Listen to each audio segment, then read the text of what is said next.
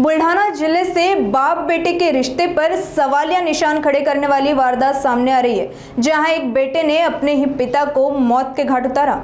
बुल्ढाना ग्रामीण पुलिस थाने में हथेड़ी खुर्द निवासी 21 वर्षीय युवक ने अपने लापता पिता के बारे में शिकायत दर्ज कराई थी, जिसके आधार पर पुलिस ने पहले इसे मिसिंग केस मानकर जांच शुरू की थी। लेकिन जांच के दौरान पुलिस को संदेह हुआ और पूरे मामले की गहराई से छानबीन की गई, जिसमें चौंकाने वाला खुलासा सामने आया। जांच में पता चला कि 44 वर्षीय समाधान पूजा जी घायवट, जो शराब के आदी थे, से परेशान होकर उनके ही बेटे अनिकेत घायवट ने पहले उनके साथ मारपीट की और फिर उनकी हत्या कर दी।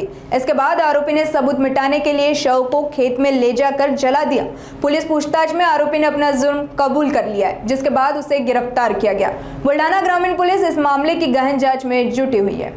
पोलीस स्टेशन बुल्ढाना ग्रामीण येथे समाधान घायवट राहणार हथेडी यांची मिसिंग झाल्याबद्दलची तक्रार त्याचा मुलगा अनिकेत घायवट यांनी दिली होती आणि त्या तपासाच्या अनुषंगाने आमचे तपासी अधिकारी हेड कॉन्स्टेबल काकडे यांनी सीडीआर आणि इतर सर्कमस्टन्स एव्हिडन्स त्यांचे मित्र, त्यांचे नातेवाईक यांच्याकडे चौकशी केल्यानंतर तपासावरती थोडासा संशय आल्यानंतर काल एपीआय माळी साहेब आणि काकडे यांनी जो फिर्यादी आहे याच्याकडे आईसमोर सखोल चौकशी केल्यानंतर इन्व्हेस्टिगेशन पूर्ण झाल्यावर आरोपींनी कबुली दिली की मी घटना तारीख वेळी माझ्या वडिलांना दारू पिऊ नका याच्यावर वाद झाला आणि मी त्यांना त्यांच्या गुप्तांगावर लात मारली आणि मारहाण केल्यामुळे त्यांना ते जागीच मरण पावली। आणि मग आरोपींनी प्रेताची विल्हेवाट लावण्यासाठी त्याच्याच शेतातल्या परड्यामध्ये जमा असलेल्या लाकडामध्ये ते